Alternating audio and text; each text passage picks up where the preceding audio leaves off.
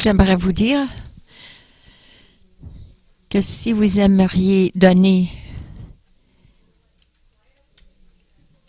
vos dons charitables, on vous demande, afin de recevoir pour vos impôts, on vous demande de donner avant le 31.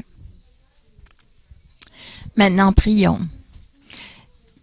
Merci, Père, pour l'opportunité que nous avons d'entendre ta voix, d'entendre ta vérité, de telle façon qu'on peut le comprendre, qu'on puisse ouvrir nos oreilles et nos yeux pour qu'on puisse comprendre spirituellement. Amen. Alors, qu'est-ce que je veux dire par le son de Noël? C'est qu'au début, Dieu a proclamé. Vous savez, la mort et la vie est dans la proclamation de notre parole.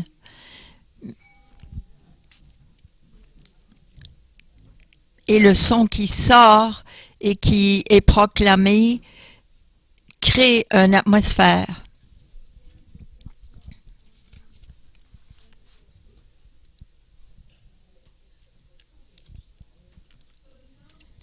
Alors, le son de Noël.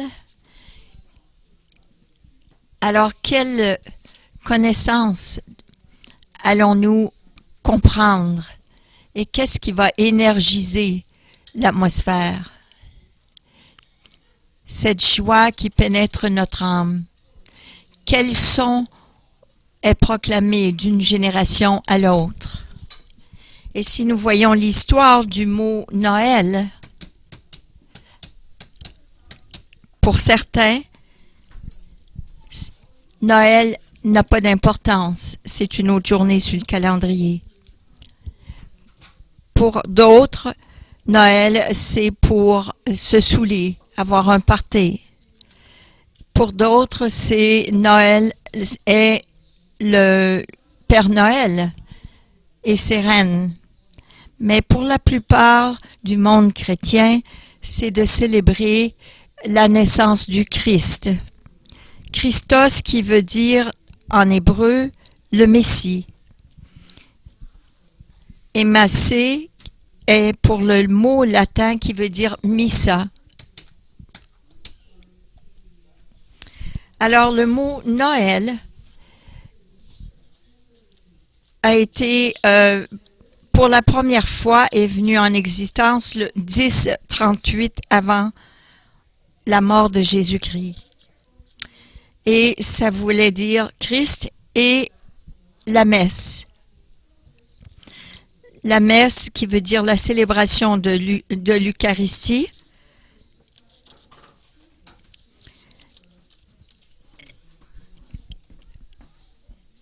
Et c'est pour afin que nous célébrons le miracle de la naissance du Christ. Car Ésaïe 9,6 nous dit, car un enfant nous est né, un fils nous est donné.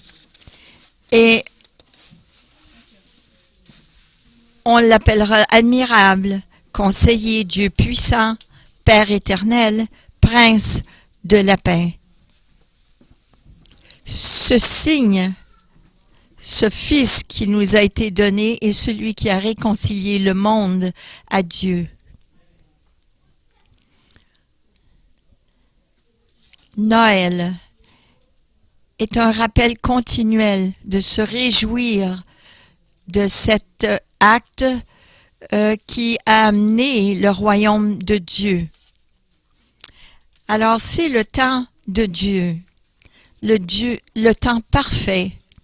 Sa parole a été faite chair et elle a vécu, elle a habité parmi nous. Cet événement miraculeux a brisé la barrière du son et ça a permis que le ciel pénètre notre vie ici sur la terre. Alors on voit dans Luc 2, 10, 11, « Mais l'ange leur dit, ne craignez point, car je vous annonce une bonne nouvelle qui sera pour tout le peuple le sujet d'une grande joie. »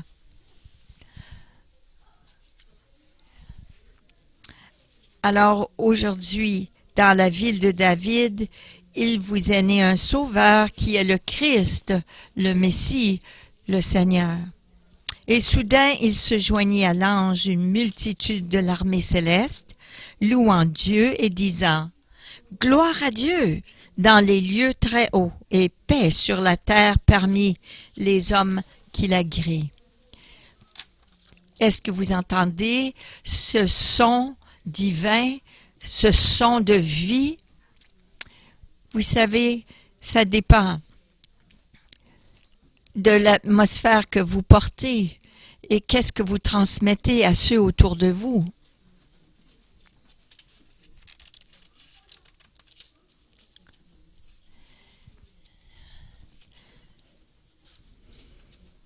Alors aujourd'hui, j'aimerais qu'on soit à l'écoute du son de l'atmosphère qui était juste avant la naissance du Christ, jusqu'à sa naissance.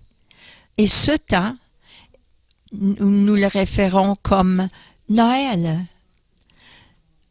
Vous savez, durant le temps du Christ, il y avait beaucoup de sons que nous pouvions entendre durant ce temps. Et durant ce laps de temps de 400 ans, ces années d'attente, jusqu'au livre de Malachie et jusqu'à l'annonce par les anges de la naissance du Christ, il y avait 400 ans de silence. Il n'y avait pas de parole prophétique de la part de Dieu. Imaginez-vous 400 ans de silence. Parfois, on devient découragé parce que un mois passe et on n'a rien entendu parce que nos prières n'ont pas été répondues et nous sommes frustrés. Mais imaginez-vous 400 ans.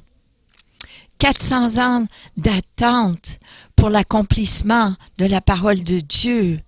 Attendre à sa promesse de délivrance, de salut, de victoire, de paix pour son peuple. Il y avait simplement un son de silence.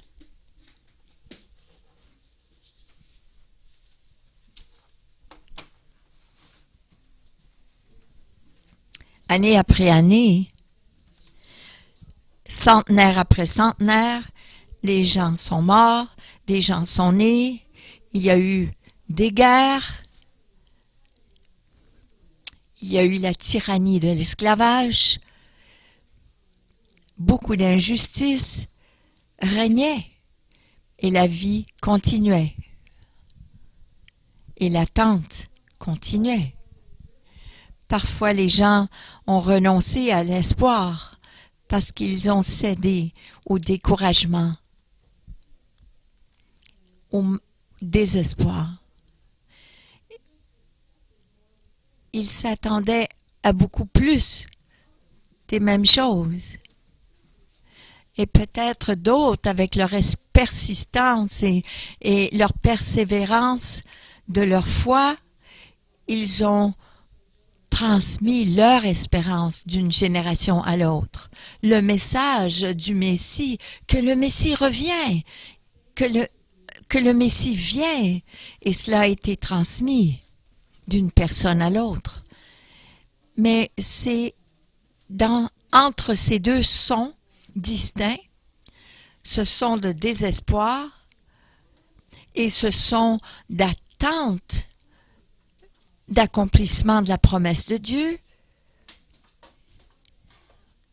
c'est comme ce chant qui dit les œuvres de Dieu ne sont pas définies par les sons, mais ses paroles sont définies par le son de sa sagesse, de son amour éternel, du temps parfait. Et même que nous déterminons ce son dans l'atmosphère que nous portons, c'est rempli de notre attitude, de nos perceptions, des attentes que nous avons, même de notre réceptivité. Dieu, dans sa grâce et sa miséricorde, Il nous envoie des influenceurs pour nous aider à comprendre, d'être sur la bonne station, la bonne longueur d'onde pour comprendre les sons. Et vous savez, parfois, ces influenceurs sont de la sorte surnaturelle. Alors vous pouvez comprendre pendant un moment, vous voilà marcher dans votre quotidien et vous attendez à avoir la même journée qu'hier. Mais dans le profond de vous, vous savez qu'un jour, le Messie va venir. Et l'ange Gabriel, il a été envoyé de Dieu dans une ville en Galilée, appelée Nazareth, auprès d'une vierge fiancée à un homme de la maison de David, nommé Joseph. L'ange lui dit, « Toi à qui une grâce a été faite, le Seigneur est avec toi, ne sois pas troublé par cette parole. » Marie, soudainement, un ange lui apparaît. Ça serait inattendu si ça nous arriverait, non? Sommes-nous prêts pour que Dieu agisse surnaturellement, que Dieu surgisse soudainement? Ou sommes-nous découragés à tel point que nous ne sommes pas réceptifs? Nous devons continuellement remuer notre foi en nous rappelant ce que Dieu a fait pour nous dans le passé. Et parfois, on ne peut rien, on pense à rien, mais on peut penser et réfléchir à ce qu'il a fait pour les autres. Qu'est-ce qu'il a fait dans la vie des autres? Nous devons être plus attentifs aux agissements de Dieu tout autour de nous et de la façon que Dieu choisit d'agir. Je pense à la généalogie de Marie et de Joseph. Ils sont venus d'une génération qui transmettait l'espérance de la venue du Messie. Mais quelle journée ce fut que cet ange apparut pour lui donner ce message. Sa vie serait plus pareille. Elle serait soudainement transformée parce qu'elle savait que le Messie, je ne crois pas que c'était de la façon qu'elle pensait que le Messie viendrait. Marie, troublée par la parole de l'ange, Marie se demandait ce que pouvait signifier une telle signification. Salutation. L'ange lui dit, « Ne crains point, Marie, car tu as trouvé grâce devant Dieu. » Et Dieu a choisi de te surprendre avec un beau cadeau. Et voici, tu en deviendras enceinte, tu enfanteras un fils, et tu lui donneras le nom de Jésus. Il sera grand et sera appelé fils du Très-Haut, et le Seigneur Dieu lui donnera le trône de David, son père, et son règne n'aura point de fin.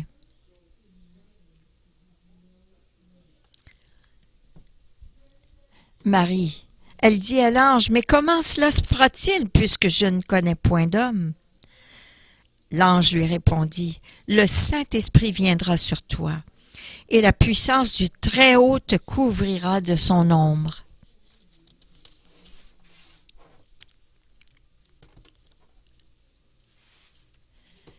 C'est pourquoi le saint enfant qui naîtra de toi sera appelé le Fils de Dieu.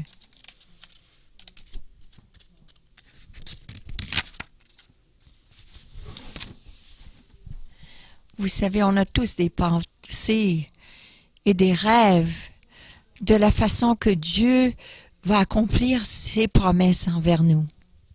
Nous avons tous réfléchi là-dessus. Nous avons eu des rêves là-dessus. De quelle façon Dieu va l'accomplir? Mais êtes-vous prêts à recevoir de sa façon, la façon que lui veut accomplir vos promesses? ses promesses. Et là, Dieu lui dit, Marie lui répondit, « Je suis la servante du Seigneur. Qu'il me soit fait selon ta parole. » Et l'ange la quitta.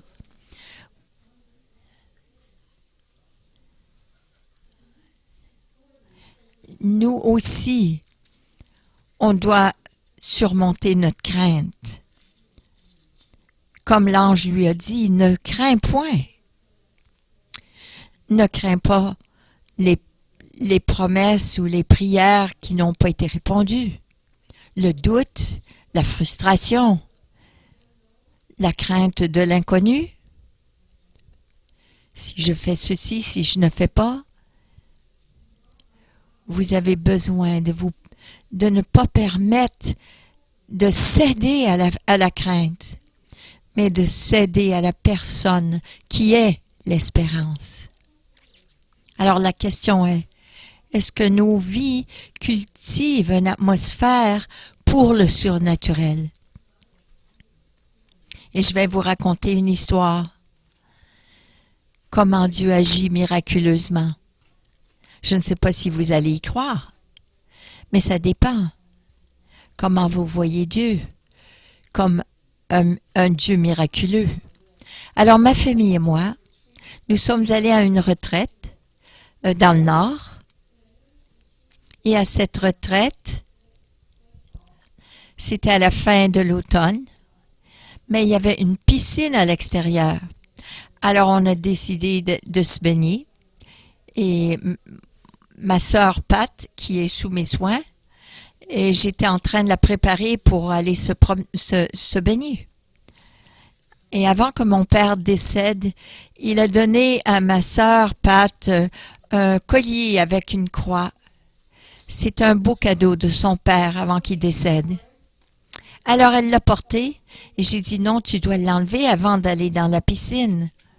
Alors je l'ai enlevé, je l'ai mis dans la poche de son peignoir. Elle est allée se baigner, elle l'a remis lorsqu'elle est sortie de la piscine.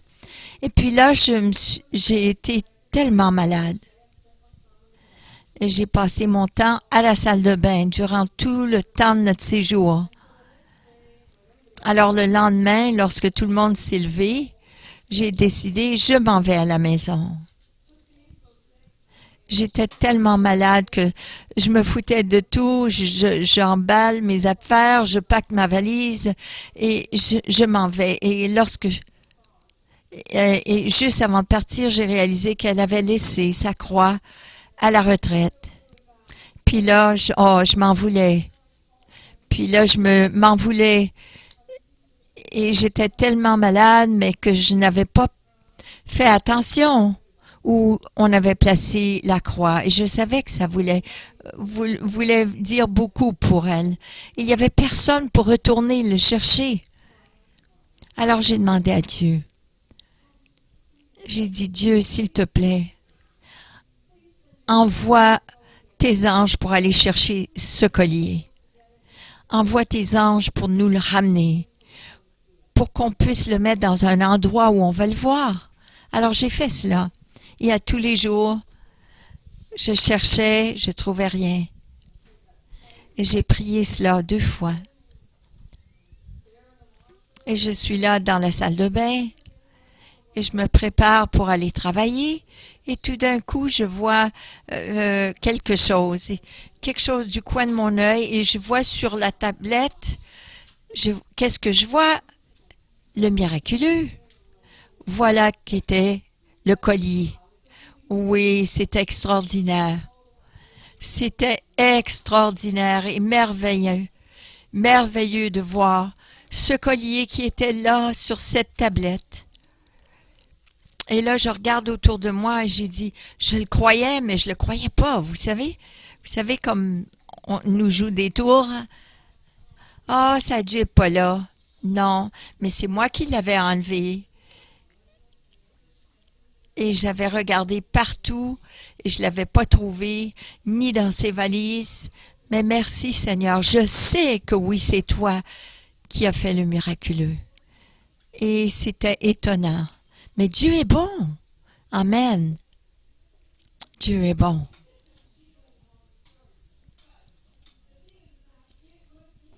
Oui,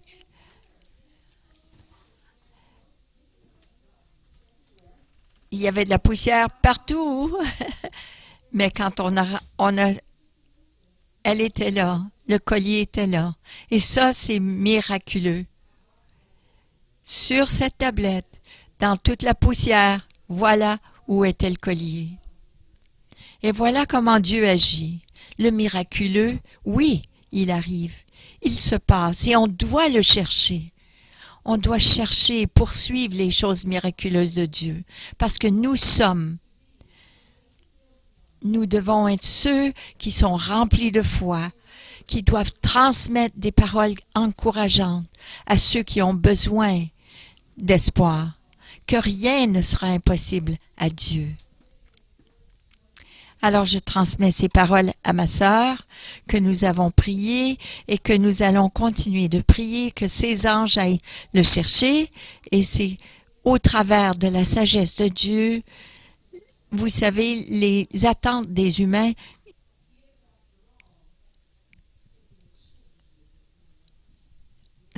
les êtres humains changent, parce que Dieu est dans ces affaires-là, les affaires de changement. Son plan divin est tellement extraordinaire qu'il va utiliser n'importe quel moyen pour envahir notre monde. Vous vous rappelez de cette histoire d'âne avec Balaam dans la Bible? Comment Dieu s'est servi d'un âne pour lui parler? Mais Dieu utilise les rêves. Et c'est au travers des rêves que Joseph a entendu les messages de Dieu. Alors, lorsque vous pensez à Joseph, quel choc ça a dû être pour Joseph lorsqu'il a vu que la Vierge Marie était enceinte. Les Écritures nous disent que parce que Joseph était un homme juste, il a considéré briser l'engagement pour ne pas lui faire honte, pour ne pas la déshonorer. Il a mis de côté son orgueil et son offense. Et puis là, il a pensé au bien-être de Marie. Je peux m'imaginer de ce dilemme qu'il aurait pu penser, de cette trahison qu'il a pu lui demander, mais il s'est endormi. Et là, Dieu a envoyé un ange pour lui parler, au travers d'un rêve. Et ça nous dit, un ange du Seigneur lui apparut en songe et dit, Joseph, fils de David, ne crains pas de prendre avec toi Marie, ta femme, car l'enfant qu'elle a conçu vient du Saint-Esprit. Elle enfantera un fils, tu lui donneras le nom de Jésus, et c'est lui qui sauvera son peuple de ses péchés. Alors, Joseph s'attendait de divorcer Marie, mais Dieu avait un changement dans les plans. Il a changé les choses.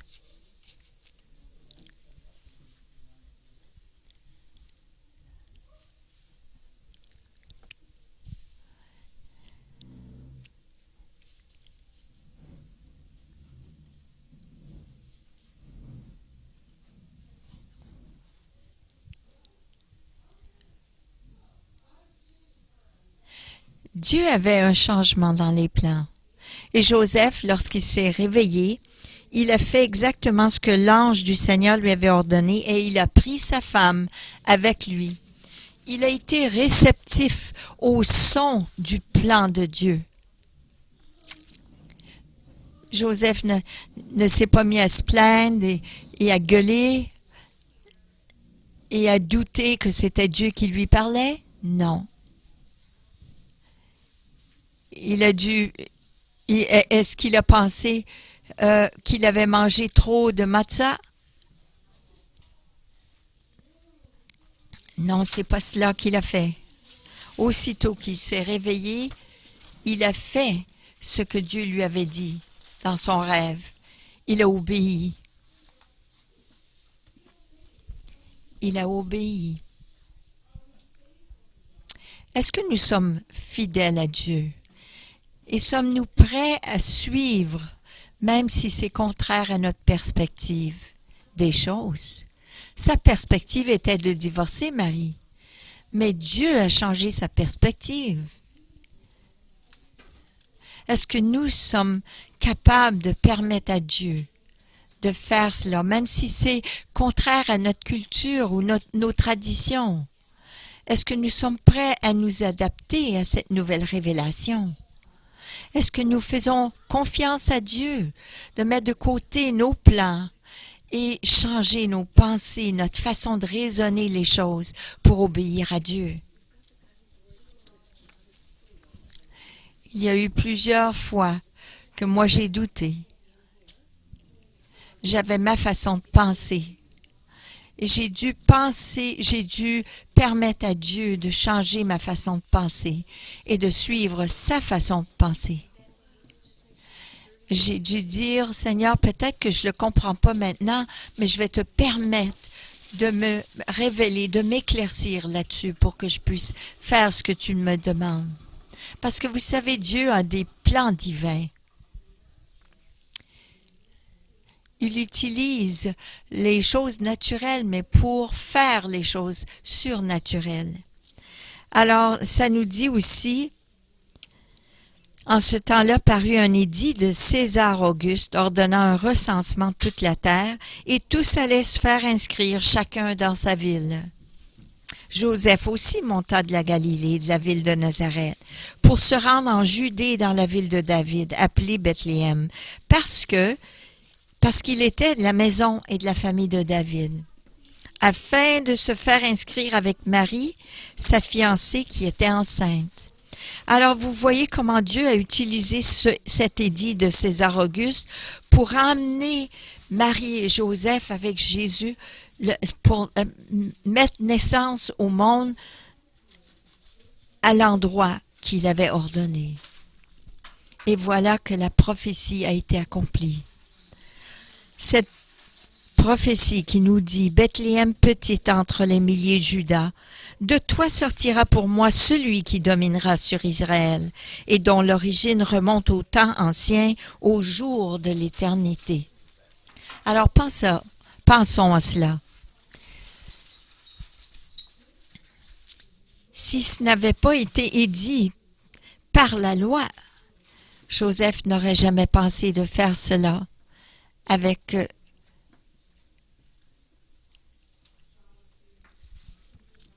il n'aurait pas voyagé des montagnes, des vallées, dans la campagne pour se rendre à Bethléem. Alors, ce qui semblait être une autre loi gouvernementale forcée, Dieu s'en est servi pour accomplir ses plans, pour accomplir sa volonté. Et pendant qu'ils étaient là, le temps où Marie devait accoucher arriva et elle enfanta son fils premier-né. Elle l'emmaillota et le coucha dans une crèche parce qu'il n'y avait pas de place pour eux dans l'hôtellerie.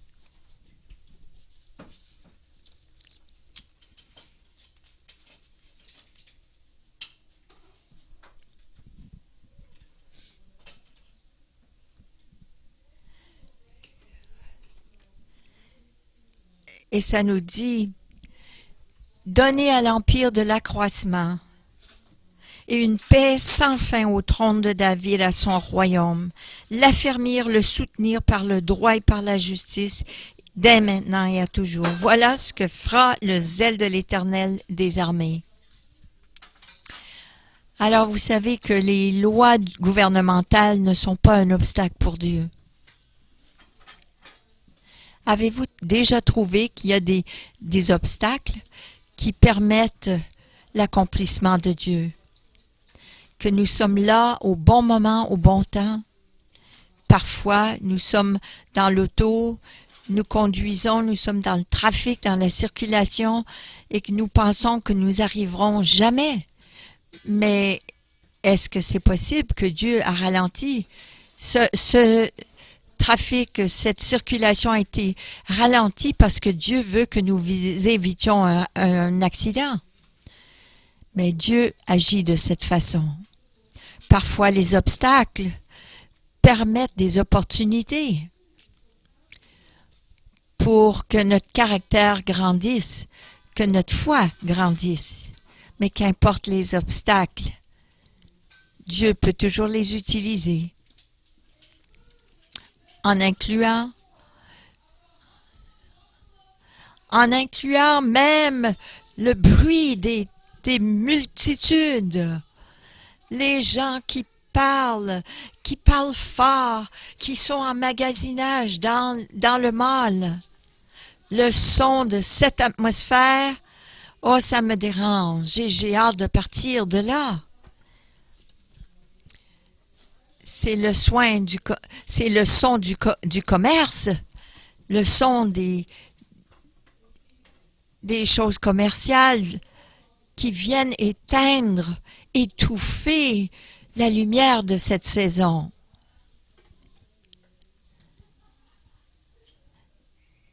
Et je vais vous dire, j'ai tellement hâte au mois de janvier. On sait de quoi on parle, hein? Mais écoutez bien. J'aime bien les lumières de Noël. J'aime la musique de Noël. Et j'aime toutes les décorations brillantes et la joie que ça nous apporte. L'excitation. Avez-vous vu le film Elf?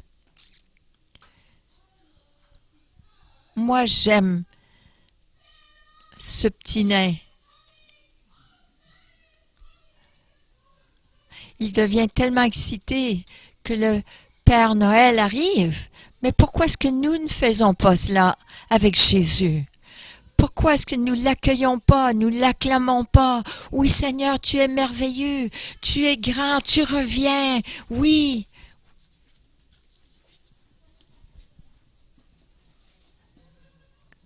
Comment ça que nous ne sommes pas excités comme ça? Pourquoi anticipons-nous les choses éternelles et la perspective, vraiment la signification de la naissance du Christ? Mais au lieu des bâtons, de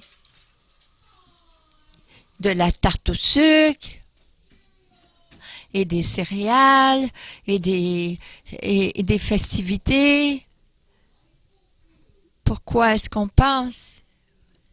Pourquoi est-ce qu'on ne pense pas à cette nourriture qui va être au banquet du Seigneur? Des choses que nous manquerons jamais, qui ne tariront jamais, de la douceur de sa parole, de la douceur de ses promesses, de sa présence. Alors, quelle sorte de son, d'atmosphère inconsciemment transmettons-nous? Est-ce que nous allons au son des foules? Ou est-ce que nous transmettons le ciel sur la terre? Je ne peux pas m'imaginer comment c'était durant le temps de cet édit, avec tout le mouvement et les millions de personnes qui voyageaient d'un endroit à l'autre et qui manquaient de place où loger. Mais parmi ce bruit de confusion, d'essoufflement, de frustration, il y a l'entrée du son d'un miracle, la naissance du Christ, l'atmosphère du ciel, de paix, d'amour. Et pendant qu'ils étaient là, elle a donné naissance à son fils.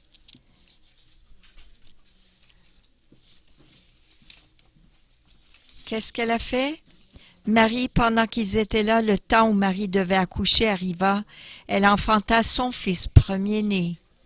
Elle l'emmaillota et le coucha dans une crèche. Ce son ne dépend pas de l'endroit, que ce soit une crèche ou que ce soit le Ritz Hotel, l'hôtel Ritz. Ça ne dépend pas de l'argent que nous avons, des beaux vêtements, mais c'est le son de ceux qui sont réceptifs. Ce son qui vient avec une bonne nouvelle. Les bergers, ils savaient qu'il y avait beaucoup plus que ce qu'ils ont entendu. Et ils se sont mis à chercher. Lorsque les anges les eurent quittés pour retourner au ciel, les bergers se dirent les uns aux autres, « Allons jusqu'à Bethléem et voyons ce qui est arrivé, ce que le Seigneur nous a fait connaître. » La naissance du Christ, c'est un cadeau éternel de notre Père céleste. Mais comme tous les cadeaux, nous devons le recevoir. Nous devons l'ouvrir, le déballer et en jouir. Et le plus que c'est emballé, plus que c'est un don qui continue de se donner. Et ce don doit être partagé, pas pour garder à soi-même. Ça doit être intentionnellement transmis et publié à d'autres en témoignant de notre expérience personnelle avec Dieu. Après l'avoir vu, ils racontèrent ce qui leur avait été dit au sujet de ce petit enfant. Tous ceux qui les entendirent furent dans l'étonnement de ce que leur disaient les bergers. Comment est-ce qu'on se remue pour avoir anticipation, pour s'exciter et dire « Oh, allons voir ce qu'il a fait » avec cette anticipation, cette excitation pour la première fois. Comment est-ce qu'on remue notre cœur pour être bien sur la bonne longueur d'onde et transmettre cette célébration, ce son de célébration de la naissance du Christ, le Messie. Christ, le Messie, au travers de l'année. Et comment est-ce qu'on le fait? Nous devons célébrer le Christ. Nous devons célébrer, même lorsque les choses vont pas bien. Qu'importe les circonstances, l'espoir est là, d'avoir une attente de Dieu. N'allez pas une journée sans avoir d'attente envers Dieu. Et d'être prêt, d'être volontiers à son plan, de se soumettre. C'est possiblement pas la façon qu'on aurait vue, mais non, c'est de la façon que Dieu voulait pour nous. Nous devons prendre autorité sur la crainte. De toutes les façons que la crainte vient. Nous devons aussi créer une atmosphère pour le surnaturel. Et on doit aussi prier et s'attendre à l'accomplissement de cette promesse. Et d'être volontiers pour dire oui, Seigneur, je veux et je vais te suivre. Et s'attendre au miraculeux de Dieu. Et par la suite, de donner ce cadeau que nous avons reçu. Le transmettre à d'autres, l'exprimer à d'autres. Alors, ajustons nos oreilles à entendre le vrai son de la naissance de Christ et permettons aux autres de recevoir ce son. Voilà l'esprit de Noël.